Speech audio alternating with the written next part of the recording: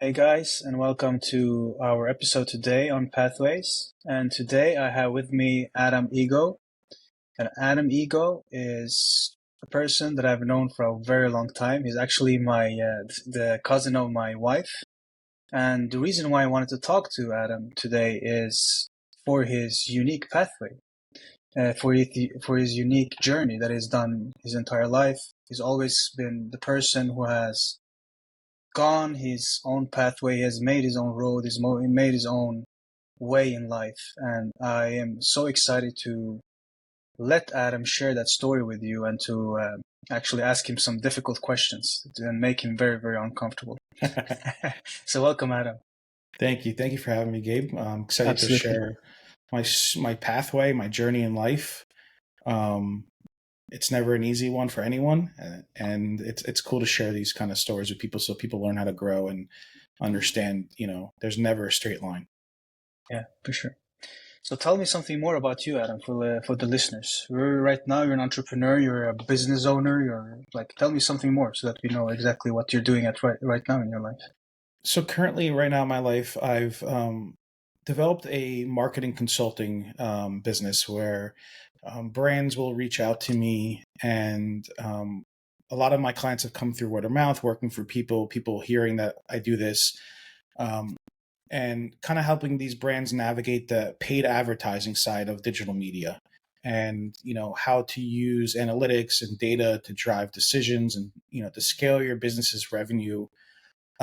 We live in a world today that retail, is still going, but it's dying every day. We're all getting packages in our front doors every day, and understanding to tell businesses, if you have a website that's a storefront, whether it's virtual or a retail store on a main street, you need to get people to that store. And you don't have a street where people are walking by you and maybe pop in, so you have to go out and pay that forward, and grab that traffic and how to navigate that space and understand where to spend, where not to spend, and creating those business developments around digital marketing for businesses to continue to grow and scale efficiently. So that's kind of what I'm doing now. Most of my focus has been in the clothing and apparel side of business. I think it's one of those industries that I kind of fell into, but at the same time, I'm also passionate about. And at the same time, it's one of those things where it's never going to go away. I think we're going to be wearing clothes for the rest of our lives. So it's not like one of those techie type products or a more of a ancient product that might have a certain lifespan. It's something that's going to be around for a very long time, and it's going to be something that we could have to continue to innovate marketing wise. So it's a really cool industry that I kind of started developing, and it's been really great for the last couple of years. I think since COVID happened, e-commerce has really, really boomed, and it's only cemented the need for this type of consulting and structure within companies. Yeah, thank you for that. Since I know you, I also know that you didn't start this way, right? You didn't start thinking like you didn't go to school, you didn't grow up thinking, oh, I'm gonna start my own business and maybe you thought I'm gonna start my own business, but you didn't think like I'm gonna become a marketer, I'm gonna work in this field or whatever. No, Tell me not about some of your background, like where do you come from, man? yeah. So growing up here in America, I grew up very American, even though I come from a Middle Eastern background, a Syrian background. Um, I grew up in a small town. We played sports since we were young kids. So early on, I kind of started veering away from school and more towards athletics and football and kind of things you see in movies, the jock lifestyle. We were the popular kids back in the day, weren't the popular kids now. I think athletics has kind of taken a backseat to other things in life. But you know, I was not a very good studious kid at all. So out of high school, I had very, very bad grades, and I always knew I wanted to follow my older brother's pathway of going to college. I think in America, the college pathway has always been built in. Um, Even though we came from a family of entrepreneurs, my dad was an entrepreneur when he immigrated here, and my other older brother, was working in the family business. But seeing my brother's pathway and how successful he was in the finance and Wall Street space, I knew going to college was needed to kind of be someone in America, even though I might think differently now, but around that time it was almost mandatory to be a college grad to be successful in life. So you know I took a little bit of a very alternative step, and I went to a local community college, so people can understand that basically you don't need any grades to get in. It's basically you're continuing your education in an associate's degree, which is the first 2 years of most liberal arts colleges. So I kind of went there to kind of get my grades at least decent so I can transfer to another university after that. uh, when I was starting there, I was starting in business, and I will never forget going to a calculus or algebra class. I forget what it was, and seeing all these numbers, and I was just like, "There's no way I could do this. This is not me. Numbers are not my thing." Even though I do analyze a lot of data now, it's different than equations and all that kind of stuff. So at that point, I was like, I don't think finance and the structure of the Wall Street industry is for me. I was always kind of unstructured as a person. So I know that was a very rigid path. So when I transferred, I decided to go into the medical side of things. So I ended up transferring to West Virginia University. Again, not for the right reasons. Again, American college culture is a big party culture. And at the time, I'm an adult now, I'll admit it. I went there because it was known as the big party school in America. And I had gotten into a lot better universities because at community college, I had very good grades. I almost could get into anywhere. In the USA, when a college sees that a student is, verified and he can go to a class and get his grades, he's seen as an asset to the university. So they will accept a lot more transfer students than they would incoming freshmen. So that way, so I got into a lot of better schools, but I made the decision to go to this West Virginia University, and I pursued a degree of exercise physiology, which was in a precursor to eventually go to medical school or physical therapy school and get a doctorate or PhD in the medical space. Again, being a very social person, I landed on that campus, and it's a very social environment, and that probably took priority to my academics again. So again, I was very stuck in this, like, I couldn't go to this structured class every day. It was very hard for me. I did what I needed to do to graduate. I got out of there. But I think college taught me a lot more than just academics. It was taught me how to survive. It taught me how to take care of myself. It taught me how to do my laundry, as simple things. And I think those simple life skills um, are very important in today's world. I could think those are skipped over a lot of times, and it kind of creates some character. So again, when I graduated, I didn't have the greatest GPA again, and didn't have the greatest grades similar to high school. So to get into the medical programs here in the States, it's extremely, extremely top 1% type of students get into the programs. And that wasn't an option with my current, grade structure. There were alternatives of going to medical school in the Caribbean. And then once you finish, you do your residency and things like that in America. And I looked at this path, and I was like, it's a very long journey to become a doctor. And I give them a lot of credit because they go through all that school. They pay for all that school here in the States.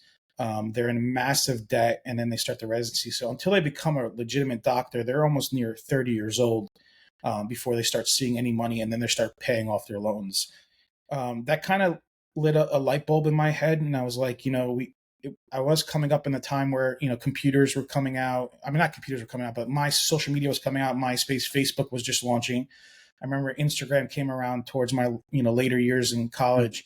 So I can kind of saw that business was changing slightly, and I always found that I would be able to find a way to make the same money as a doctor in another space. I don't think I was wanted to be a doctor for the money to begin with. I still have an immense passion for the medical space. I mean, even as lame as it sounds, watching Grey's Anatomy or these medical shows, ER on TV, I'm extremely gravitated towards the language, the terminology, the anatomy of the human body, even my own health, or my family's health. I'm very involved in doctors and understanding and researching what people are doing, and I try a lot of alternative medicines and things like that because it is a true passion of mine. It just wasn't one of those things that looked logical at the time. I still think in the back of my head, I would love to become a doctor. I think it's an amazing skill set. But the business side of medicine and pharmaceuticals has really changed the industry. So I was very happy that I didn't end up going down that path. So that being said, I was a graduate of college and at a medical pre-degree basically, and so you can't really do much with that at first. Um, you can work in medical facilities and more administrative type work because you have the medical background. Um, but again, having that unstructured look at life, I was like, that's not what I want to do right now. I don't want to be kind of an employee to a 9 to 5. So I ended up working for the family business for about 3 years. And the family business is jewelry manufacturing. And I got into the marketing and sales side of things. And obviously, I started to excel in that business. And it was great. It was a great learning curve. One thing that I told my wife the other day is I went to work with my dad every day. So that forced me to be the first person in the building and one of the last people to leave. And that put you at such an advantage to other people in the workspace because I was kind of forced to work longer hours and be more efficient with, I would finish almost all my work within the first 2 hours before anyone even got to the office. And that kind of drive and seeing what I was capable of doing when I really put my head down and started working was great. And again, working with family is never easy, and there's usually a lot of ceilings involved with working with family. And after having some conversations, um, I knew my future was set within the company, but I didn't feel like I would grow as a person eventually. And after speaking to them, a lot of times you can only reach a certain thing. They'll take care, pay wise. You'll make enough money to make your ends meet, but it's never one of those things where you'll have that financial freedom per se. And I became very unhappy at the time. So I was again being very social. I made some friends through some other friends one year in the Hamptons in the summer, and there were some guys who were getting into the marketing space because it was a very emerging market at the time. And they had told me, do you want to, jump ship from what you're currently doing, kind of give this project that we've have a slight proof of concept around. We might not make any money for a couple months, but let's do that. And for me, that's an extreme thrill, and I dove right in. And luckily, we were extremely successful for 4 to 5 years, and it created a financial freedom in our early 20s, mid 20s. We were making more than doctors would make in their later years. So right then and there, I realized I took the right path, and you know that that experience taught me the ins and outs of marketing. Even though I ended up leaving the company and going out and doing my own thing eventually. Um, Same with working with family, working with friends can get a little bit iffy also. So things ended up didn't working out, and I had made some money, so luckily I was able to stand on my 2 feet, take care of myself financially for a few years if I had to figure things out. And again, I had some health issues at the same time. So um, I have extremely herniated discs in my back, which again, it creates this pathway that you can't expect because you're all of a sudden dealing with this health issue that's restricting you from going out to an office every day or going out and networking with people and going out. So I took a few months off and kind of tried to get better and heal myself. But again, I was left with this problem. It was like, how do I go back and out into a workspace when I'm not physically capable? And it kind of naturally lit the internal fight or flight aspect of things. So I had to figure something out. I had to figure something out on my own, and had to start creating some kind of cash flow because I couldn't survive off the money I made for another couple of years. So I had started my own, marketing agency, trying to work with local restaurants and businesses and small businesses. And it was very hard for them to relate with what I was trying to say again, because marketing is still pretty new to a lot of these businesses. I would say only now has it become a foundational aspect of businesses, but it didn't work out. And, I had tried hiring some people and lost some money there. And it was a great learning experience. But it's one of those things where, again, you got to continue push down the pathway that you set forward to yourself, and you don't know which way it's going to bend or turn, but keep your head down and kind of keep pushing. And I think one of the biggest things a lot of people kind of lack in today's social media world is, we've become less sociable with people. We're more behind screens, we're more behind desks, we're more at home. And luckily I grew up in a generation which it wasn't really that. And I made a lot of friends along the way. And I've always tried to keep the neutral Switzerland approach to making friends, always being kind, always being a person they can reach out to, not looking for something in return. And that in turn ended up becoming my biggest investment in life, because that personality trait towards others ended up becoming people saying, "Hey, I know Adam does marketing and consulting. He can help you out," or that person would refer me to. And next thing I know, I kind of had this handful of personal clients of mine that created my own internal agency out of nowhere. And I remember I was in California at the time, and one of my larger clients offered to move me to LA from the East Coast, go out there. They paid for my living, and my job was to kind of let go of my other clients and only focus on them, still working for myself, but putting all my energy towards there. And it didn't work out again. So now I'm stuck in LA, zero cash flow again, kind of saying, okay, I got to rebuild again. And, you know, I had to, again, put my head down, think, not panic. I think one thing we really need to emphasis on in life is like not panicking, not putting stress into your life. I think my faith has been the biggest part of that. I think it allows you to know that there's a bigger calling in your life and a pathway that God has led for you to understand that and to do the right things day in and day out, even if they're small little right things. But those start to stack up on each other and starts to put you in the right direction again. And again, out of the blue, one of my old friends' ex-boyfriend that we had, soccer passion in common with, and we always kept in touch, messaged each other when games were on and things like that. He reached out to me and said, Obey Clothing is looking for a marketer to kind of help them strategize everything. And, I, reached out to them and we hit it off. And since then I've been working with them and their brands and a few other brands. And it's been one of those things where I've kind of don't know how it happened. I don't know how I got here, but I got here by just trying to keep on producing little wins.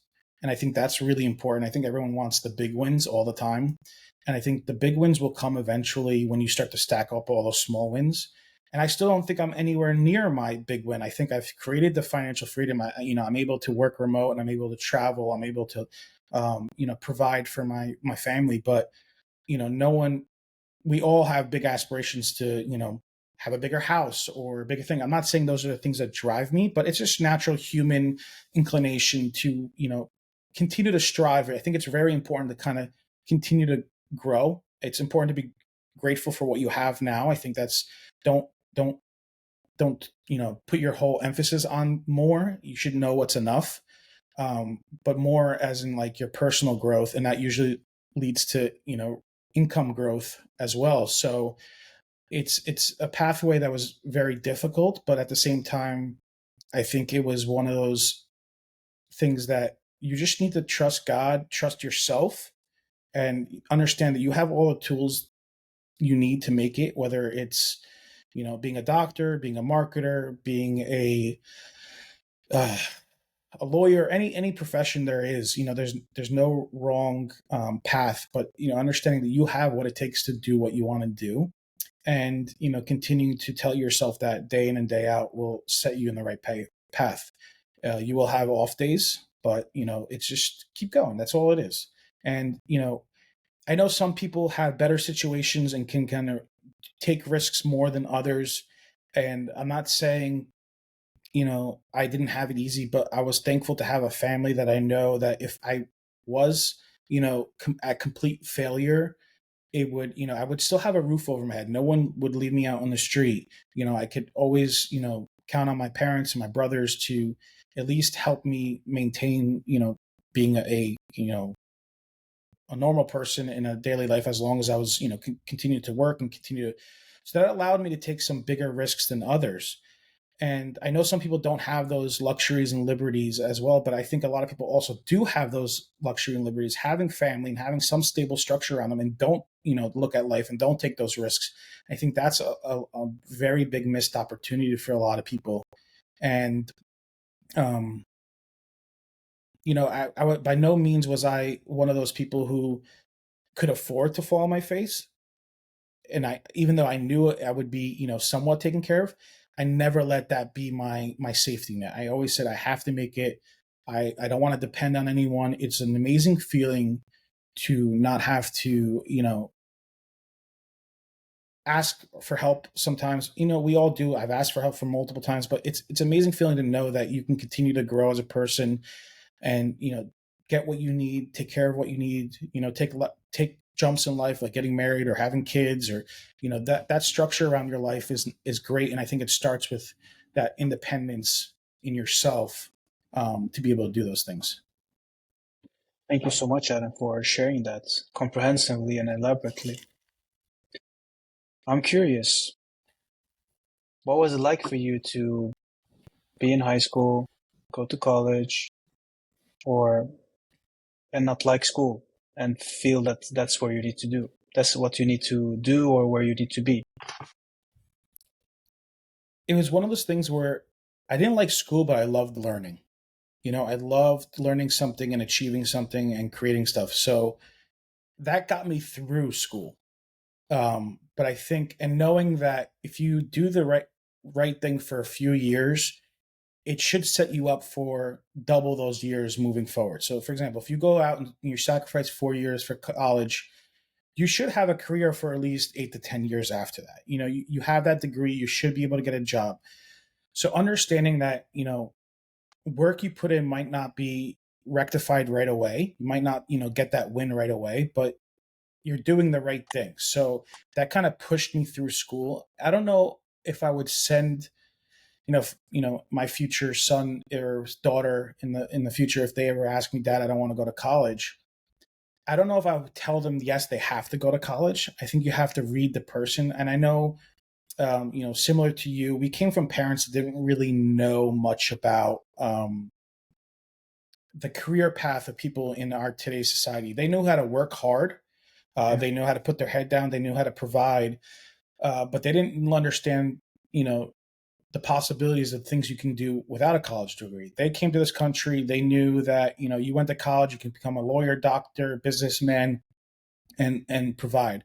I think in today's world, that's in it changed really fast, because in the 90s and the early 2000s, 2010s, you went to college, you came out, you had a good life. Now we're seeing, a lot of kids coming out of college with a little bit of misdirection in their studies, not being able to find jobs, still depending on a lot of, mom and dad.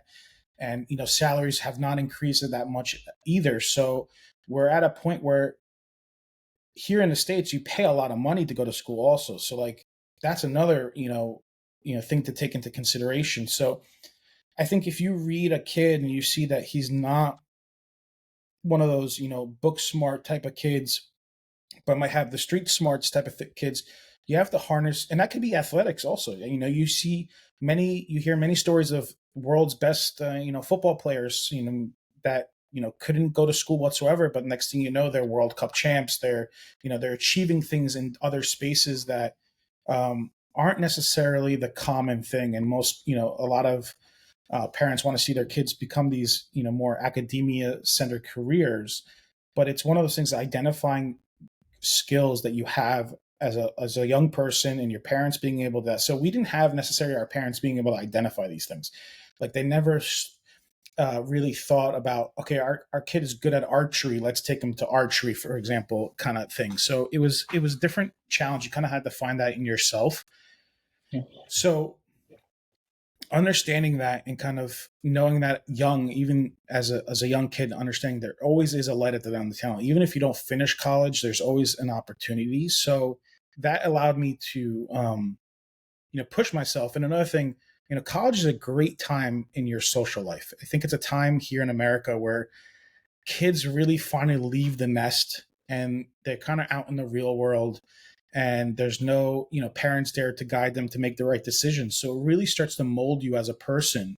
And I think what we get socially out of college, even though it might be the wrong thing, I think it's amazing aspect of like going out there and figuring it out and, passing your classes. And another thing is, if you're having a great time at college, which most kids are, it's amazing. You're surrounded by nothing but peers, and the only thing you have to do is pass your classes, and you get to enjoy the fruits of your labor while being on campus and enjoying the social side of college. So I always said that as well. It's like, if I can't pass my classes so that I can enjoy this time here I have here, you know, how will I work hard later in the future to, make money? It's the same thing. It's the same, work and reward system, but I put a certain perspective on it, and that kind of pushed me through things. And I think that college, talking about college, college is one of the few rites of passage that we have left in Western societies. So it's Hmm. a rite of passage where you enter. It's the first time for many, for most, where like when young people, guys and women, young women, they leave the home, they leave the nest for the first time. Yeah. So then they have to be on their own. So I think has some multiple functions. Yes, it prepares you, probably also prepares you for some kind of work life, but it can also prepare you for, but also definitely prepares you for to stand on your own in one sense, to learn a lot of things, to be able to be independent and so on. Yeah. You My learn a lot question, about yourself. yeah, for sure. My question is this: I think if you go to social media today, and this is fully like a lot of young people, and I think I've been there as well, and I think a lot of people have been there. There's always this promise of do this and then in 2 seconds you'll get become a millionaire, right? And you're talking about like something you're talking about from your personal experience, and you mentioned it several times now during this conversation. You have to put down the work, not knowing that you will actually get something in return in the end. How do you do that? Like, how do you get to a point where okay, I'm going to invest my time on this pathway. I'm going to invest my time doing this. I'm going to invest my time going to college. I'm going to invest my time um, building a business, for example. I'm going to invest my time in this relationship. And if in the end, you don't know if it's going to be any return on your investment. How do you actually do that? How do you find within yourself the motivation, the drive to make such a choice? I think growing up in a hardworking entrepreneurial family, you see it right in your, right in front of your eyes. I think that's one. I think seeing my father get up every morning at 6 a.m., walk to go take the bus every day. My brother did the same for years. I saw my cousin across the street. I'm going to bed at 11 p.m. I see him walking home from the bus stop, just getting home at that time. And seeing those things, you can see, and they were very successful people. They were both, my cousin and my brother were both Wall Street bankers, and they were very successful, but you saw how much work they put in. So even at that success, you need to put in that work. So that first off was like, the first lesson I learned in life. And then on the social media aspect of things, I think we live in a world where people want temporary and quick satisfactions, and social media is in part the reason for that, because it looks so easy, and we show only what the product was. And a lot of times most people think that's how easy it is. And personally, I see it right now on Instagram. Everyone's saying, be a stay-at-home marketer and you can make $80,000 a year doing this. And it's extremely hard to convince a company or a brand, say, okay, I'm going to give you $5,000 to $10,000 a month to run my strategy without any experience, without any case studies, without. So you know the one thing I could offer to anyone who's watching is to understand, like, nothing you see is that easy, ever, ever, ever, ever. And I think we take things for granted. Even a light switch, we turn that light switch on and the light goes on. But do you know what Tesla and Edison and these guys had to go through to create that? So we only see the later product, and that's kind of how we think. And it's kind of understanding that is what kind of helped me understand that you have to put your head down, you have to work. There's going to be the good, bad, and ugly all the time. And if you can't mentally have that outlook, um, I can't see you overcoming those challenges. And I think that's where most people fail, is understanding, thinking they're going to go through something and it's going to be easier than it is. And it's usually not. And I think that breaking point and pushing through that point is the imperative. And a lot of times some people will break through it and still continue and still not make it. And that's okay. That happens, and that has to happen for the other people to succeed sometimes. So it's kind of the circle of life. The lion eats the prey, or whatever it is. So it's the same thing in the business world. And you have to continue. And if that doesn't work, you have to analyze, okay, it's not working, what is my next move? And don't think, oh, it didn't work. You can learn from what it didn't work to use your next move, but don't dwell on that. Like, you just got to keep moving forward. And a lot of times that's when you see the breakthroughs. And it's because we all as humans think that things are 1 + 1 = 2, and sometimes it doesn't. As weird as it sounds, it doesn't add up sometimes, and things happen, and you experience things, and things get, there's luck, there's blessings, there's all kinds of things that fall into your life that end up being the reason why you end up somewhere. Yeah. That's a wonderful lesson, because I agree with you that social media has been a driving force behind quick satisfaction, because the algorithms are there to make you engage, and they use, Yep. persuasion, they use the latest psychological tricks to make you stay on dopamine and everything. And you need Mm-hmm. more and more and more in order to feel that you're accomplished, or that you're good, or that you're bad. In a world where, in a world We don't where, we don't teach people what's enough, yeah, whereas we teach people more that there's never enough. And I think that's um, scarcity is the message we get all the time. yeah. And I Scarcity, think scarcity, scarcity. I, I I saw a rabbi tell a very successful man, asked him, what's the most important parts on a car? And the guy answered, the engine, or the steering wheel, or this or that. And the rabbi said, no, it's the brakes.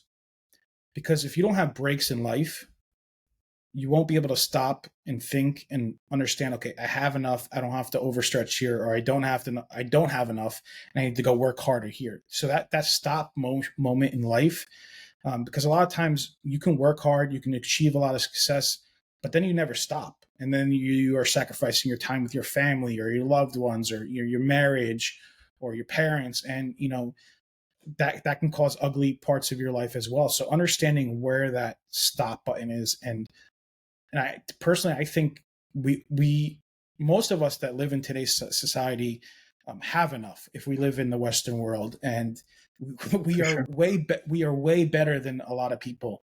And having that perspective on life, and understanding, if things might not be the right feeling in the moment, they can always get better, but they can also get worse. So you have to be grateful for where you are, and know what's enough, and never try to live a life that you're not supposed to live. I think living within your means is a very, very important thing to take within your life. And, you know, no one can tell you how to live within your means. You can spend money on things that are more passionate to you than some people might not get, and that's okay. But understanding that you have to have a structure around you to create a safe and healthy environment for you and the people around you.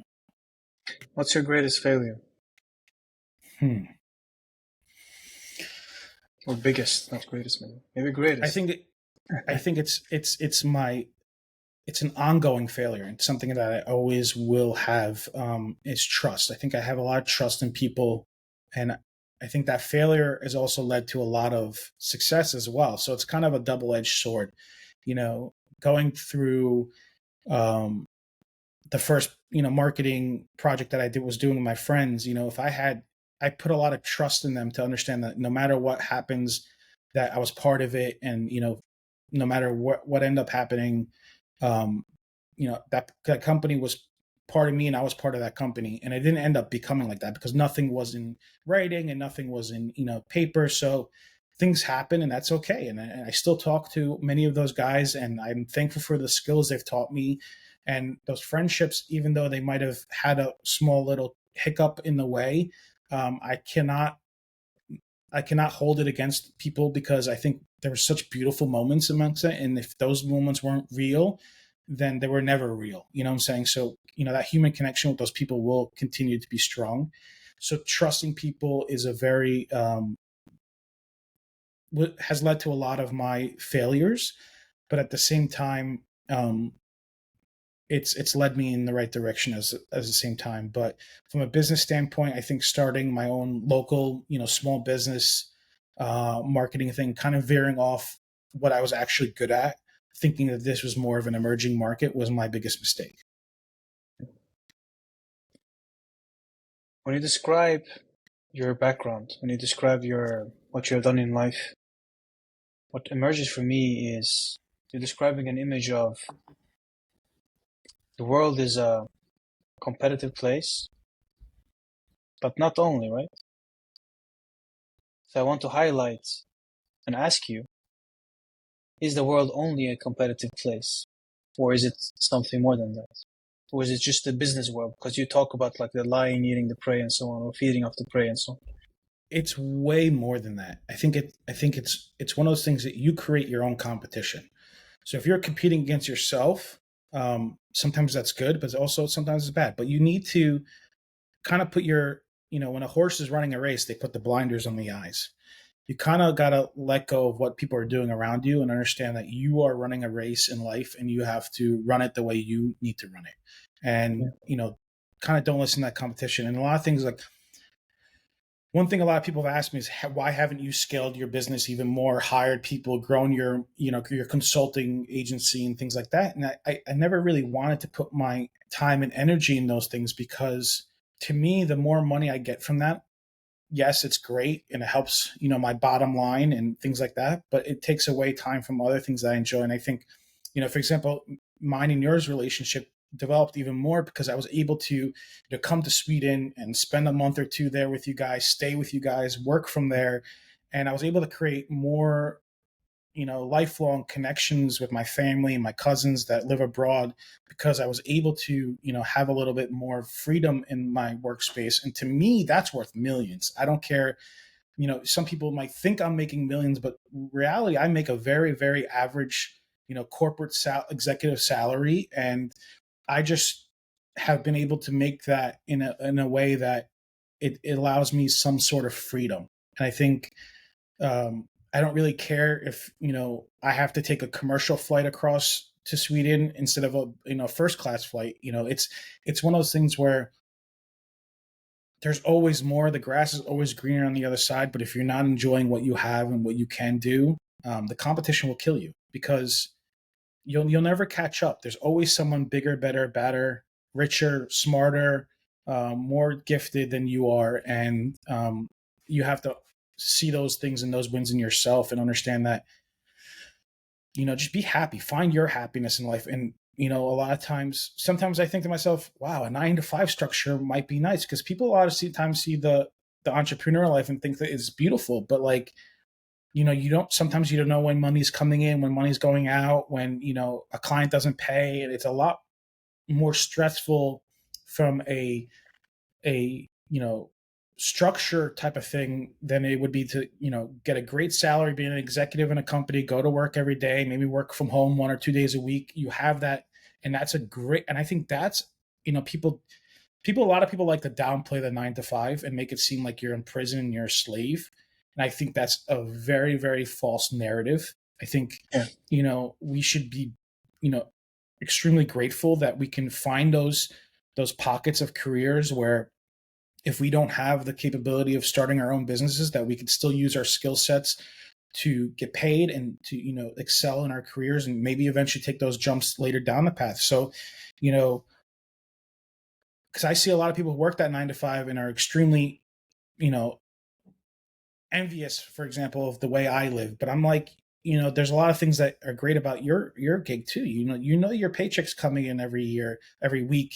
You have the set amount. You have healthcare coverage, or you have retirement planning. You have all this stuff that a lot of people don't think of that come along with a good career 9 to 5 job that us entrepreneurs tend to even put on the back burner. I don't have a retirement planning. I don't have a 401k. I don't have any of these things, and that structure is great as a family kind of in the Western world because you're kind of setting yourself up and your retirement and your kids to kind of understand that there's money being saved for future down the line, whereas an entrepreneur kind of has to think of those on top of what they're currently trying to do and it becomes very difficult. So, understanding that it's good to just find your bubble and your lane and just be grateful and try to get your small wins for yourself, your competitions yourself, and don't think you're better than your manager, don't think you're better than your CEO, don't think you're better.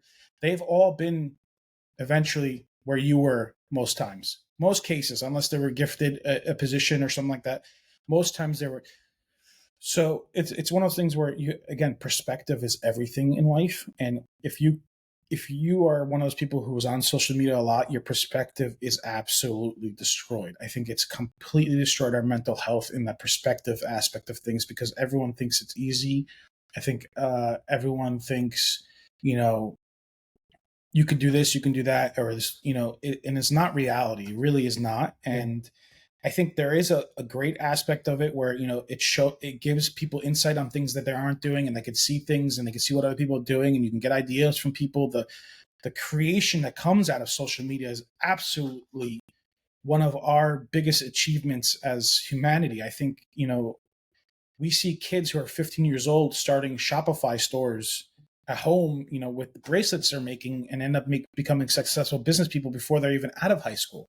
So And the also, it's a world is at great place to make connections, right? It's yeah, a great place it's to meet great. new people. Yeah. Meet new people, stay in contact with a lot of people. Um, so there is a lot of pros and cons to it, and it's all about having the right perspective and understanding what you're seeing a lot of times isn't reality, and being able to separate that. I think is very key for people. You talk a lot about, like, when you tell your story, failure, stepping up or standing up again, learning from the failure and doing it over and over and over and over and over again. That's the mindset that came through when you first started, like, telling your own story and what you have done in your life, and to the point where you're sitting right now. Can you say something about how do you deal with failure and somebody who wants to aspire to become an entrepreneur?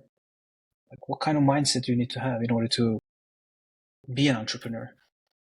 I think you need to have almost you almost have to be like a punching bag, take the hits, but a ninja at the same time. And you have to you have to understand that things might not work out, but you always have to create some kind of structure within your life. So, you know, for example, even now at my current level, I can continue doing what my consulting business is doing, but at the same time, I'm like, okay, I have this structure. I can kind of be able to go and fail again. I can go try some things and fail because I know I have the structure behind me. So, you know, analyzing your life and knowing that, okay, I have these moments where I can afford to fail. Um, and, I saw, I forgot what his name is. He's an English gentleman. He kind of catches people on the street and asks them if, what's your goal in life? And if he likes their business idea, he invests in them. Um, And he stopped one guy and he was like, he told him his idea. He's like, wow, that's a really great idea. He's like, oh, I don't know if I want to do it right now. And the guy asked him, he's like, do you have any kids or are you married? He goes, no. He goes, the time is now then. Because obviously when you get married and you have kids, there's certain structures and limitations where you have to provide a certain means and stuff like that. But people sometimes don't analyze those situations. Okay, I don't have a family right now. I have a career 9 to 5. I'm making, what I need to make to survive. Can I put 2 to 3 hours a night into a side project? Eventually maybe it'll develop. So kind of creating the structure around you to be able to fail, I think, is important as well. And if you don't have that structure, knowing that you are most likely going to fail, but don't let it stop you. You have to kind of fail smart. If you're failing and you obviously see that there is no entry into what you need to do or kind of provide for yourself and make ends meet, you have to analyze that failure for what it is, and you have to understand, okay, this is not working. Let me find a way to kind of provide again, and then try again as well. So you kind of just can't be dumb to the idea that it can't fail, because it can. And if you have to be, again, you have to see that you're failing and say, that's it, I failed. next step. What is the next step, and kind of keep going.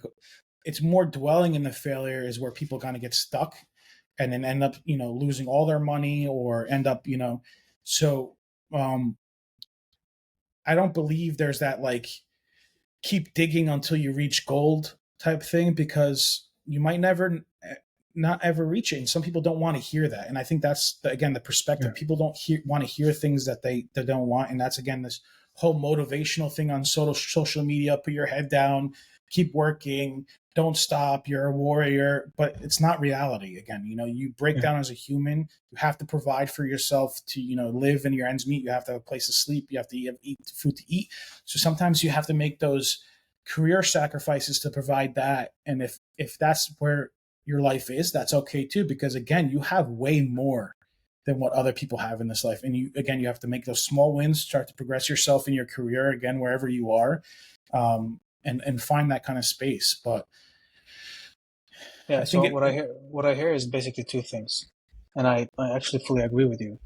Number one, you have to have a secure base. You have some kind of structure, some security where you don't like. You hear a lot on social media, drop everything, commit fully, and spend all your savings, and then okay, maybe you can do that if you're like young kid, you have no family, and maybe you can do that. Maybe you have as you had, like you had a structure around, you had a family, you had parents, you had brothers who would be able to pick you up, like you would be able to find a way to survive and to even mhm. thrive. So I think that's absolutely true, that you need to have some kind of security. Otherwise, you will also stress. Like you will also stress. You will feel like you won't be able to build your business in a way that, from a position of Passion. creativity, Yeah. exactly, or from passion. It will always be about survival. Now I have to get this Hmm. done, or I won't survive.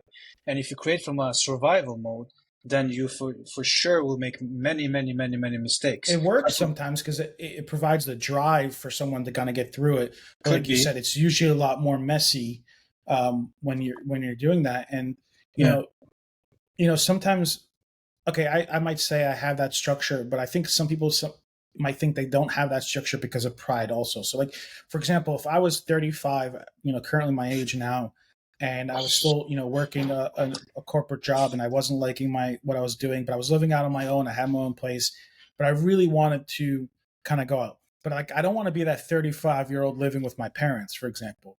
But if yeah, you take this moment and you think to yourself and say, okay, if I have a relationship with my parents, and if I ask them, hey, mom, dad, can I come and live at home for a year again? Most parents won't say no.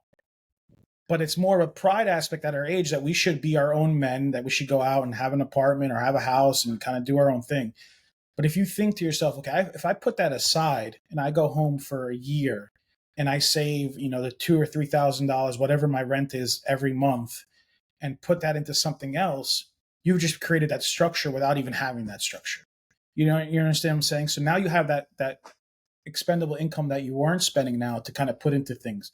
But a lot of times people don't think that because they want to live the status quo, to do a certain thing, and that's another reason why people don't get it, because they think they need to fit a status quo. Even while working through failure, people are trying to make it seem like they're not failing, to look like they're still keeping up with the status quo.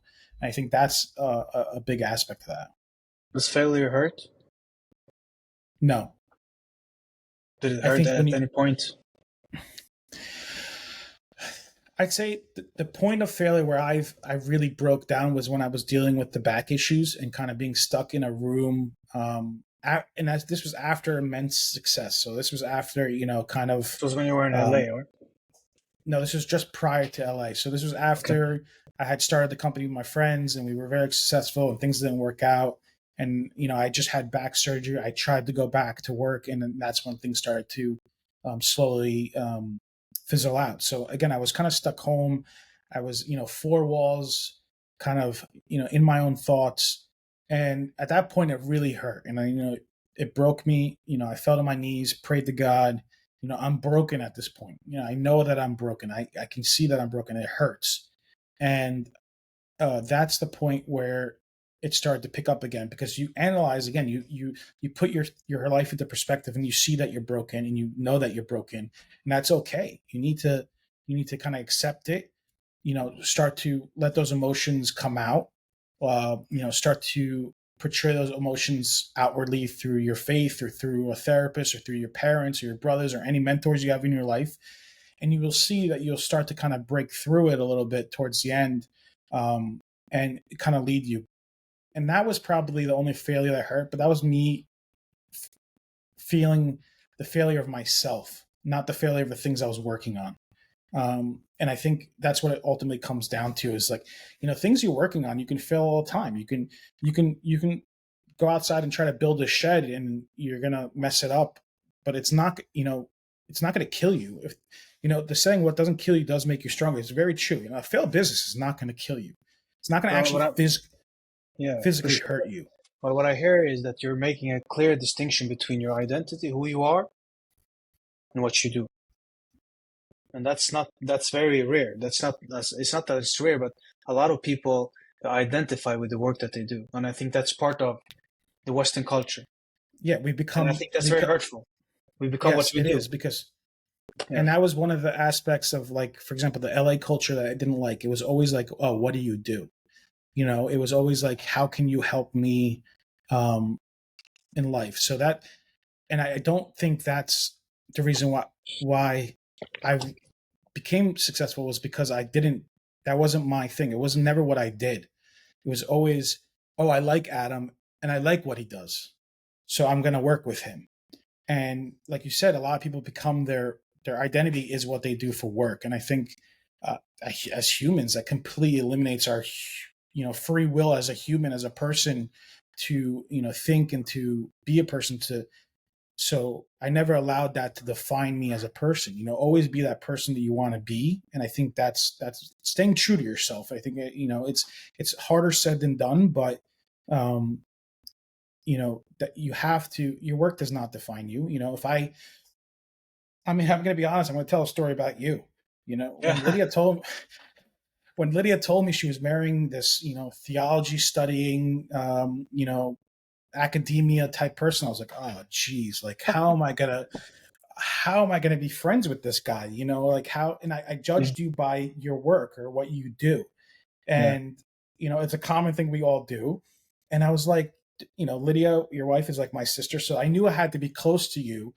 And I was like, oh man, this is gonna be a rough one. He's not a big sports guy. He's not how are we gonna relate and how are we gonna have that brotherly connection um, Yeah. off what you do? And then as soon as we met and we hung out and we were drinking beers and we were eating and all that stuff kind of went out the window because it doesn't define who you are. Even though Yeah. I allowed it to define who you are off the bat, it doesn't. So it's a great example of um, you know as a person, you need to have a personality. You need to think for yourself. You need to um, continue to grow as a person.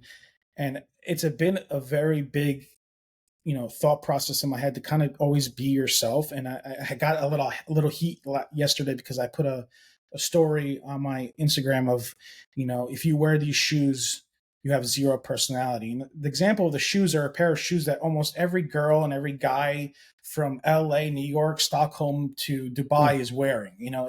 It's what they see as a trend. And it's very common with social media that we kind of start to try to make our personalities like other people. And that's always been a very hard stop for me, is always kind of, yes, we all have likes and trends and likes in certain things, and we can always have passions. Um, but when you see, for example, like a shoe and you see everyone wearing it, it shows you that people are starting to lose their kind of free thinking personality. Whereas I remember when I went to school, for example, in high school, there were so many little social cliques. There was the gothic, crowd. There was the athletic crowd. Then there was like the Barbie girls, and then there was the sporty girls, and all those things have kind of started to like dissolve a little bit. And I think that's kind of bad because those little quirky personalities are what make people. You know what I'm saying? And Yeah. now with social media, young people have this need to fit in and need to look like what the influencers are looking like or wear what they're wearing. And next thing you know, you see an Adidas shoe that me and you wore in the 90s come back in 2017 or 2024, and everyone's wearing it because it's what the cool people are wearing. And that's, again, you kind of, we're losing that as a society of this whole, and it goes back to work. It's like, we're in a society where work defines you. What you do, what you wear, what you drive, where you live is what defines most people visually, but it's not really what it is. Well, I think it's a matter of identity. It's like, identify with a group. You have a deep need as a human being to belong, and marketers take advantage of that, such as Mm-hmm. you.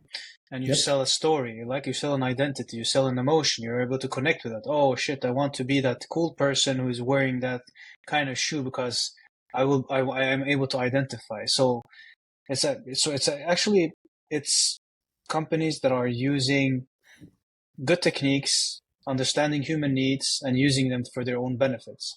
And if you don't identify with this group, you'll identify with something, or you won't identify with anyone. You will have your own kind of identity. So we are a social species. So I think that's I think that's you can't get out of that. You will identify with But I something or think with social somebody with media some kind of group. has Amplify amplified that that. Yeah, hundred a percent, lot. 100%, 100%. And it's like, take a big mass of people and use the right techniques. And if you have the data, you'll be able to make them do almost anything you want them to do. That's has Like been I'm shown over and over again throughout history. I'm sure you remember when we were younger, there was always that person in school that dressed a little weird or wore really bright colors or did this and Yeah, that. And you see a lot less of that, a lot less of it. And it's not, it's kind of because it's not only that it's the young generation that's conforming.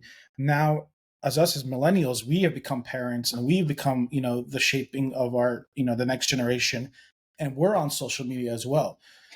So that kind of societal fit in is starting from a very young age, where back in the day it was a little bit more raw. You never knew how this kid was going to grow up, what he was going to like, what he was going to do. Whereas now it's a lot more kind of shaped and formed about what society is doing, where things are going. yeah. I have two more questions for you. The first one is, what drives you? What drives me? I think that's one of my actually biggest lacks in life. I think um, because I've I've always had this view of like, you know you'll figure it out, you'll figure it out, you'll figure it out. That kind of kills like the drive sometimes, because you almost, like, I almost know that no matter what, I'll figure it out. Like I'll figure out the next step when I need to, and sometimes that kind of kills your innovation, you know process through life. Um, so I think what drives me now, as is only of recently I've started to think of the future and of like, one day I'm going to have kids. And I think that step in life, the getting married and, the future of having a family kind of grounds you in a little bit, because you now have to start to think, okay, it's not just me. I don't have to just figure it out for myself. There's people that are dependent on me as well. So I would say in my recent years, that need to provide for a structure for my, family to have a life that I could help them take risks and provide that type of life, and have that kind of structure that I grew up in, um, is the drive that kind of keeps me going and keeps me moving. So um, it's more of an unselfish drive, not for Yeah, myself. It's more for the providing aspect, of life. but it's also the providing, like you're saying, I'll figure it out as a saying. That's also what actually probably has made you keep going as an entrepreneur and not Yeah, just go back to a 9 to 5 or work for for a company or whatever, right? which is okay, because there's Yeah, times I contemplate even now at my point, like, if am I better off working for one company making the same money instead of working for 5 6 different clients? And I'm sure anyone who's in the client business, working with clients is not easy. They can let yeah, go of you anytime. So there is that. I've always thought, like, that's actually a structure for me. That's actually a safety net for me, is yeah. knowing that no matter what, that I've had this career. I have examples of my work that I could always, apply for jobs and, go back into the workplace and still be able to live a very great life, because, corporate life has changed dramatically in the last years Yeah. also. So there's a lot more work life balance than say Yeah, much more 10 freedom, years ago. remote work. Yeah. Much more freedom. So it's not as caging as before, especially luckily in the creative marketing space. We're all very like thinkers, so that structure is kind of usually built down from executives down to low end employees. So that kind of helps that decision.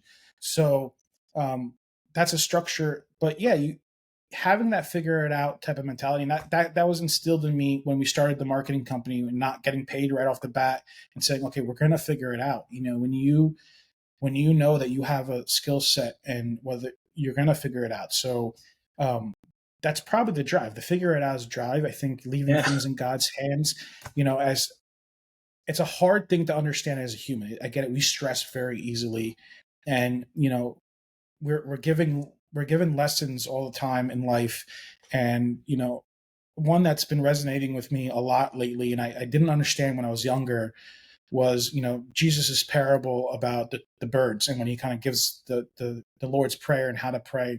The birds are getting what they need every day.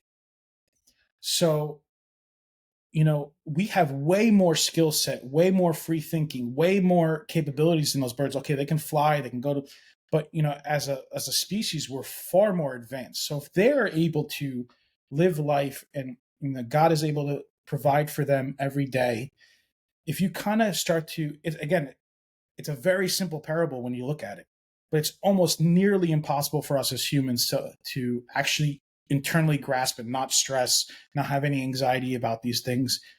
Yeah. But if you can kind of lean on that aspect and understand, if you do the right things, things will be okay. It does lift a giant load off your shoulders. Yeah. Having that trust, I think, is immensely important. And the only truth that you can be certain of is that you don't know if tomorrow will come. Impermanence, Yeah, you and don't know the yeah, next moment. We and have to that and kind of act from a position of trust. and And it that's takes one of those time. things in the last 3 or 5 years. You've been there by my side, like experiencing the loss of my mother and my Yeah. uncles, and people who are very young and very close to me go in a very sudden way. Life is not promised. Yeah. So these are, if you kind of have that outlook on life, you start to realize the small moments in your life that mean a lot more. And it's having that time to spend with your kids and making $100,000 less is way more worth it, because in the end, that time and that human connection is priceless. And you know a lot of times it takes things like that happening to me and happening to people to have those realizations. But we should have it from the get go, because life is very short. There's tragedies day in and day out for many people, some places more than others. And then you see kids in war ridden places smiling and playing. And even in those circumstances, they are finding the joys in life. And I think it's very important us as humans to kind of start to grasp at the connection. I think it's happening. I really do. You see a lot of people doing 4-day work weeks. You see a lot of corporate companies. Mhm. I know in America we're way behind on a lot of things, but still, again, in the more progressive, companies, more leave for mothers and fathers and things like that. It's getting a little bit better than say it was in the Yeah. 80s and 90s. Um, but I think that as us as a generation, as we get older and we start making those decisions at the top of companies and things like that, we're going to start to see these things change, because I think as a society we have worked ourselves to the bones, and we're going to start to reverse a little bit. And thankfully, as technology advances and things advance, the accessibility to income has become easier. Economies grow, so there's more wealth to be shared. So the capitalist mindset, if you have, starts to tend to grow with this kind of things, and at the same time, the quality of life starts to improve as well. Thank you so much, Adam. My last question, if people want to get in touch with you, work with you, and find you, where can they go? You can reach out to me on Instagram. My Instagram is Adam_ego, or you can email me on my company email, Adam at pushdigitalads.com. Always happy to chat. It doesn't even have to be, a work opportunity. If people have questions, that's another thing. I've always liked to help people without anything in return, and those things have usually turned into things for me as well. So, providing that support for people and any questions they might have through education, through business, through marketing, I'm always happy to help anyone out. Awesome. I'll put that in the show notes as well. Thank you so much, Adam. Awesome. Thank you, All right. Gabe. Thank you. Appreciate it.